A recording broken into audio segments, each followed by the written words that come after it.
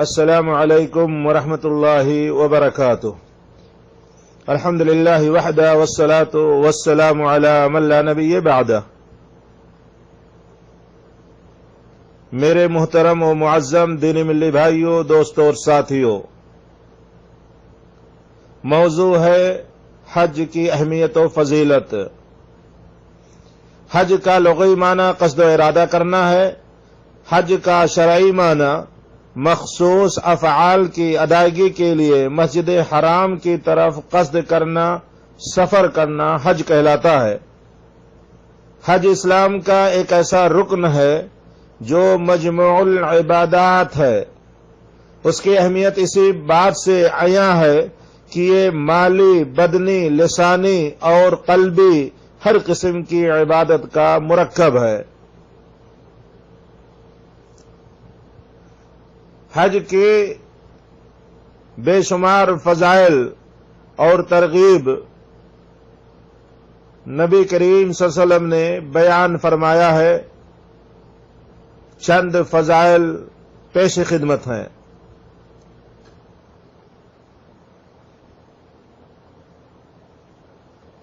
عمرہ گناہوں کا کفارہ ہے اور حج مبرور کا بدلہ صرف جنت ہے۔ حضرت ابو ہریرہ رضی اللہ تعالیٰ عنہ سے مروی ہے، نبی کریم صلی اللہ علیہ وسلم نے بیان فرمایا،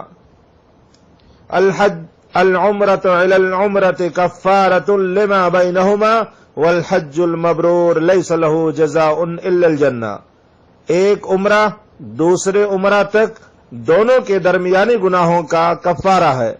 حج مبرور کا بدلہ جنت کے علاوہ اور کوئی نہیں ہے۔ حج مبرور یعنی ایسا حج جس میں کسی قسم کے گناہ کا ارتکاب نہ ہو، تو حج مبرور کا بدلہ تو جنت ہی ہے۔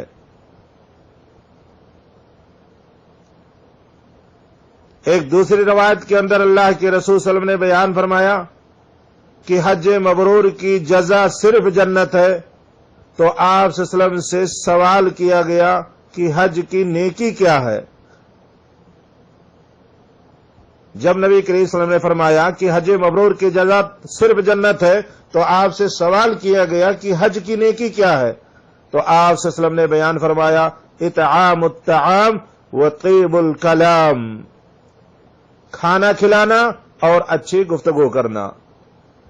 جہاد فی سبیل اللہ کے بعد حج سب سے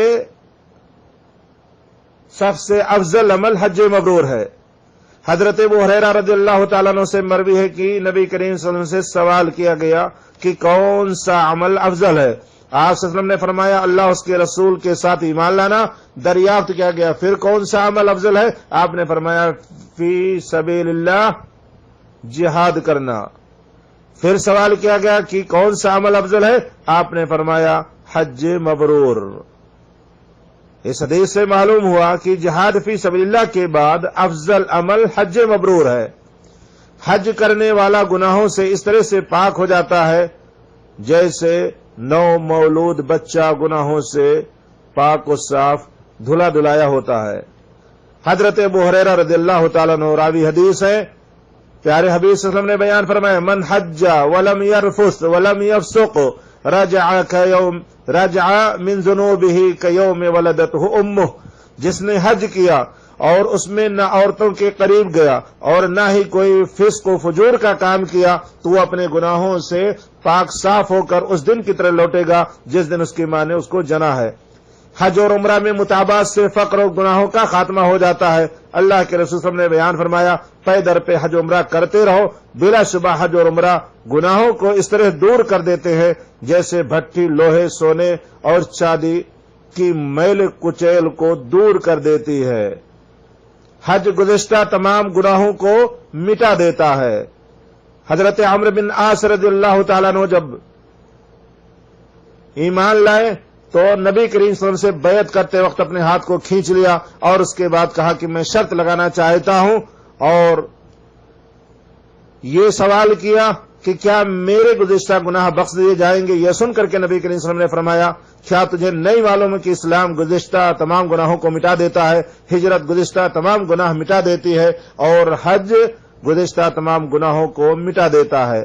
حج اور عمرہ کرنے والے کی دعا اللہ رب العالمین قبول کرتے ہیں۔ پیارے حبیب صلی اللہ علیہ وسلم نے فرمایا کہ اللہ کی راہ میں جہاد کرنے والا، حاجی اور عمرہ کرنے والا اللہ رب العالمین کے مہمان ہیں۔ اللہ رب العالمین نے انہیں بلایا تو انہوں نے اس دعوت کو قبول کیا، اور پھر انہوں نے اللہ تعالی سے مانگا تو اللہ رب العالمین نے انہیں عطا کر دیا۔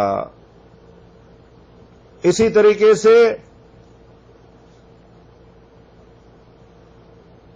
رمضان میں عمرے کا ثواب حج کے برابر ملتا ہے، جیسا کہ اللہ کے رسول صلی اللہ علیہ وسلم نے بیان فرمایا۔ صحیح مسلم کی روایت ہے، ایک انصاریہ صحابیہ ام سنان رضی اللہ عنہا نے دریافت کیا تو نبی کریم صلی اللہ علیہ وسلم نے بیان فرمایا کہ جب رمضان آئے گا تو عمرہ کر لینا، کیونکہ رمضان میں عمرے کا ثواب حج کے برابر ہوتا ہے۔ حاجی اور عمرہ کرنے والے کو اس کے خرچ اور محنت کے مطابق اجر ملتا ہے۔ حضرت عائشہ رضی اللہ تعالی عنہا نے کہا، اے اللہ کے رسول صلی اللہ علیہ وسلم، لوگ تو 2 نسک یعنی حج اور عمرہ کر کے واپس ہو رہے، اور میں نے صرف 1 نسک یعنی حج کیا ہے۔ اس پر نبی کریم صلی اللہ علیہ وسلم اس پر ان سے کہا گیا کہ پھر انتظار کریں، اور جب پاک ہو جائیں تو تنعیم جا کر وہاں سے عمرے کا احرام باندھیں،